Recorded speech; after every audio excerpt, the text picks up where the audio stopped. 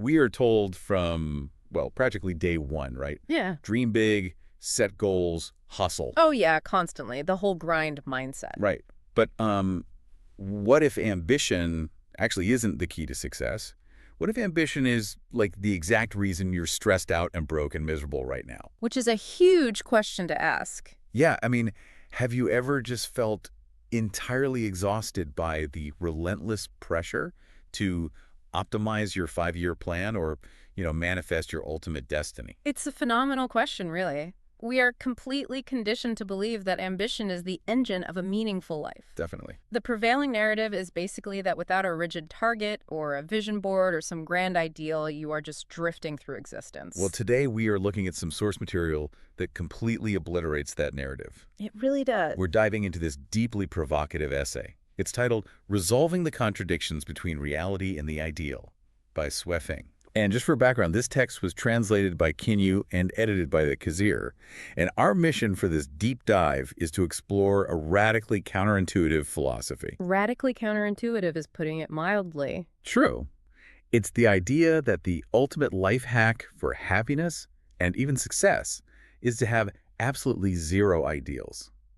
Okay, let's unpack this. I think we really need to establish the severity of this text right out of the gate. Yeah, set the tone for us. Because this is not your standard, corporate mindfulness seminar that tells you to, quote unquote, be present while you're still secretly angling for a corner office. Right, like breathe deeply so you can hustle harder. Exactly. The author is making a fundamental claim here that ideals are not just occasionally stressful, they are the literal root of human suffering. Wow. It is a total teardown of our most basic assumptions about ambition and progress. So to understand why the author views ideals as basically toxic, we first have to understand their approach to problem solving.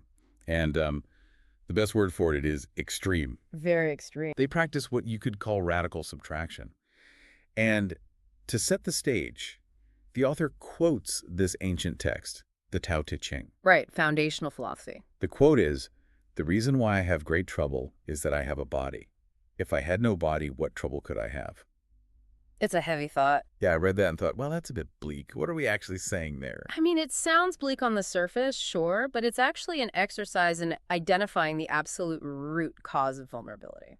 Okay, how so? Well, the text is pointing out that the mere fact of our physical existence having a body instantly gives us a massive catalog of anxieties. Oh, like baseline survival stuff. Exactly. We have to worry about finding food, securing shelter, buying clothing. We worry about getting sick or aging, experiencing physical pain, facing humiliation. Right. The philosophy here is that if the physical form didn't exist, the vulnerabilities wouldn't exist either. So it's a framework of looking past the symptoms and attacking the foundational structure of a problem itself. Right. And the author takes that framework to a level that, honestly, made me do a double take. The domestic violence example. Yes. They apply this exact logic of radical subtraction to the issue of domestic violence. The essay points out that domestic violence is a global issue, right? East, west, urban, rural. Everywhere. Yeah. But then the author argues that all our modern solutions like legislation, social workers, police intervention, they all fail because they're just treating symptoms. Because they don't address what the author considers the actual root cause, which is the family unit itself. Yes. The text states, point blank, that if people simply do not get married or form families, domestic violence is completely insulated against. Which is quite the leap. Yeah, no family structure, zero chance of domestic violence. Now, I have to push back on that logic. I figured you're right. That feels like trying to cure a paper cut by amputating your entire arm. I mean, in a perfectly sterile, logical vacuum, sure, you cannot have family violence without a family. Right. But practically speaking, that is a wildly extreme way to handle human relationships. It is. But what's fascinating here is not necessarily the practicality of that specific solution, but what it reveals about the author's underlying intellectual framework. Okay, the elimination aspect. Yeah, it's all about elimination. If a system naturally generates friction or pain, you do not try to tweak the system. You don't add regulations. You just burn it down. You eliminate the system entirely.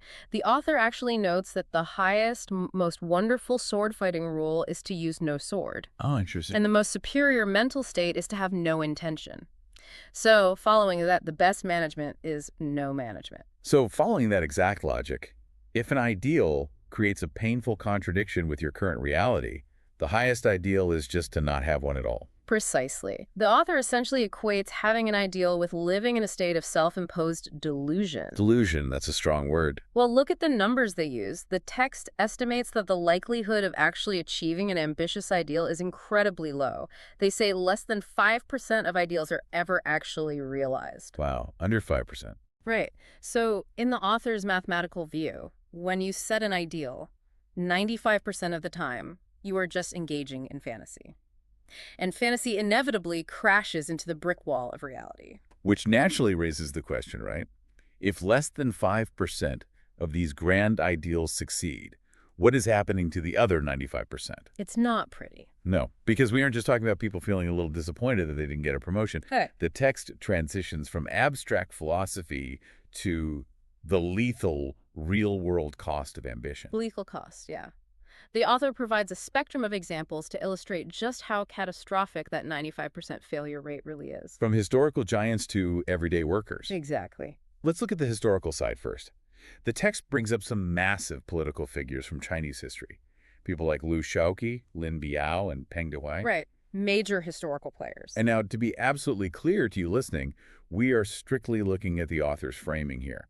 We're impartially reporting the text without taking any political stance on these historical figures ourselves.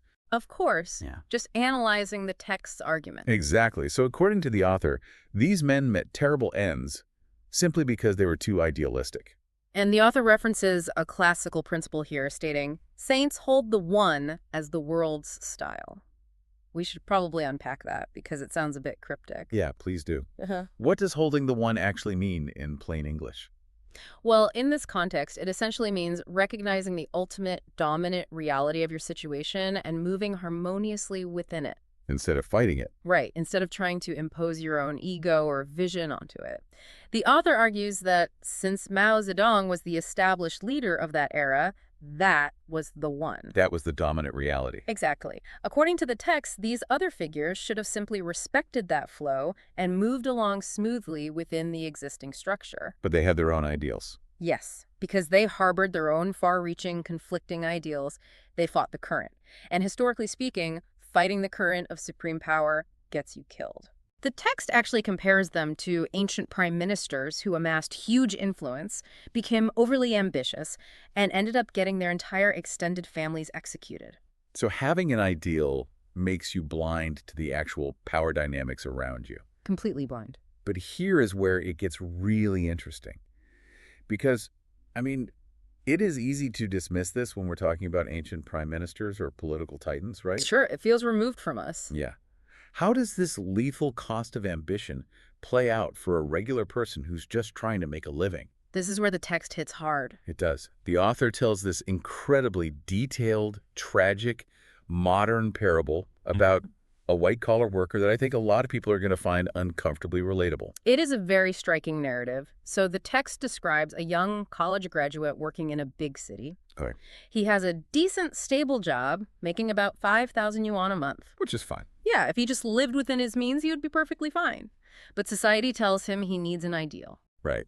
And his ideal is a massive, nearly 200 square meter house right in the city center. A huge upgrade. Huge.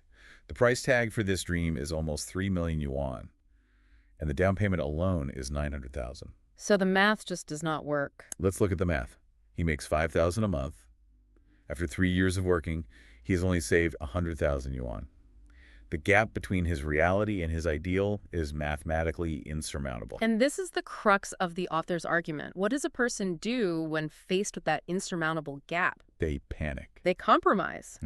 The rest of the story details the immense corrupting effort required to bridge that distance between reality and fantasy. Right. So to get this house, he completely leverages his life. Yeah. He takes his parents' entire life savings, which is 500,000 yuan. He borrows another 300,000 from friends and relatives. And that's still not enough. No. Then he takes out a 2.1 million yuan bank loan, and he finally gets the keys to the ideal house. But now he is absolutely drowning in debt, and a 5,000 yuan salary isn't going to cover the monthly payments. So the ideal forces his hand. It does. He has to quit his stable, legitimate job. He moves out to the suburbs and builds a shady workshop to manufacture fake Lifechanyuan wine. Fake wine. Yes, he is literally mixing water with raw chemicals and selling it as premium liquor. And the text explicitly notes that he is operating this business with a bad conscience. I think we really need to pause on that psychological shift. It's crucial. Like, how does a normal, educated guy justify making fake chemical wine that could genuinely hurt people? Because of the ideal. Exactly. He justifies it because the ideal of the house is so glowing and pure in his mind, it essentially forgives the sins required to reach it. Right. He completely compromises his own morals just to service the debt of his ambition. That is the insidious nature of it. The ideal didn't elevate his character, it degraded it. Seriously. But the story doesn't end there, and the way the author wraps it up is just devastating. Because initially, he actually pulls off the scheme. He does. After 3 years of running this illegal operation, he pays off his personal debts to his family and friends. He gets his fancy house renovated. The dream is happening. Right, he decides to go clean. He shuts down the fake wine business, gets a legitimate job at a foreign enterprise making 15,000 yuan a month. He can finally manage the bank payments. It looks like he won. It really does. But then, reality snaps back. The housing market crashes. The value of his 3 million yuan dream house plummets to just 1 million. A huge loss. Yeah. And the dominoes keep falling. He is framed for embezzlement at his new corporate job and gets fired. Oh, man. So let's look at his new reality. He has no income. His house is worth a third of what he paid for it, but he still owes the bank 10,000 yuan a month. He's trapped. He's forced into a corner and has to sell the house at a massive loss. After giving all the money from the sale to the bank, he still owes them over 400,000 yuan. It's a total nightmare. So what is the final score of this grand ideal? His parents' life savings are gone. The house is gone. His conscience and reputation are ruined. And he is left with crippling, inescapable debt. Yep. The text concludes the story with a very blunt statement. This is what ideals do. It forces us to look at ambition through a totally different lens. We usually associate ambition with nobility. Like it's an inherent good. Exactly. But the author is suggesting that extravagant goals actually operate more like a destructive addiction. It's exactly like a gambling addiction. Yes. When someone is sitting at a blackjack table, that vision of hitting the jackpot completely blinds them to the reality that they are gambling away their rent money. Or their parents' savings. Right. They keep doubling down, destroying their relationships, all for this glowing, unrealistic ideal. It is like gambling, but I would argue it's actually much more insidious. How so? Well, with gambling, society generally recognizes that you are taking a dangerous risk. True. There's a stigma. But with ideals like taking on massive debt to buy a house or grinding yourself into the ground for a startup, society applauds you. They call you driven. They call you responsible. Yet the author actually quantifies the destructive power of this societal pressure with a staggering statistic. The prison stat. Yes. The text estimates that if you were to go into a prison and interview the inmates, 50% of them are there because they were driven to crime by their own extravagant ideals. Half of the prison population. Half. Driven to crime because they wanted something bigger than their current reality could naturally provide. Exactly. The underlying mechanism here is that ambition forces us to swim upstream. It forces us to act against the natural flow of our circumstances. Trying to get it exhausting. And dangerous. When you are constantly striving for something fundamentally outside of your reach, you take irrational risks, you cut corners, you violate the law, and ultimately you invite disaster. So this brings us to a massive, glaring question. I can guess what it is. If having ideals leads to political execution, or making fake chemical wine, or ending up in prison, how on earth are we supposed to survive? Right. Let alone succeed at anything? I mean, if we just sit on the couch with zero ambition, aren't we just going to waste away? You'd think so. But the text doesn't say that at all. In fact, it points to the author's own life as the ultimate proof that zero ideals can lead to massive success. Yes, the author uses their own biography to demonstrate that a lack of goals does not equate to a lack of abundance. It is a brilliant pivot in the essay. It really is. The author makes this observation that young people usually harbor these quote-unquote great ideals, and middle-aged people have good ideals. But it's only when you get older that you realize how remote and pointless they all are. Yeah, and the author believes this because they accidentally built an absolute empire. The list of ventures the author ended up running is extensive, and the crucial detail is that none of it was part of a master plan. Listen to this list. Purely by accident, while living in Zimbabwe, the author ended up running a club, a bar, a fast food restaurant, and 4 separate shops. That's 7 businesses right there. And they also rented out a dance hall, a restaurant, and a hair salon. Unbelievable. And today, they run a successful small hotel in British Columbia, Canada, serving international guests. The author explicitly writes, "All these ventures were beyond my expectations. I never planned on this as my ideal." We really need to break down the mechanics of why this works because it completely defies modern business logic. Simply. We are taught to envision the exact hotel we want to own, write a 50-page business plan, and relentlessly pursue it with tunnel vision. Right, but tunnel vision is exactly the problem. I was trying to think of how to visualize this, and it reminds me of surfing. Okay, I like that. Like if you go out into the ocean with a rigid, laminated spreadsheet detailing exactly which wave you're going to catch, exactly how tall it will be, and exactly how you will stand on the board, you are going to drown. Because you can't control the ocean. Exactly. You're so focused on the plan that you miss the actual rhythm of the water. But if you just paddle out, stay balanced, keep your eyes open, and react to the water as it comes, you end up riding a massive wave you never could have predicted. That is a much more accurate way to look at it. Because the author wasn't blindly focused on a 5-year plan to build a hospitality empire, their peripheral vision was wide open. Yes, they were present. They weren't filtering out opportunities that didn't fit a predetermined narrative. They could see a vacant storefront in Zimbabwe and just think, a bar would do well there. Total presence in reality allowed for total opportunism.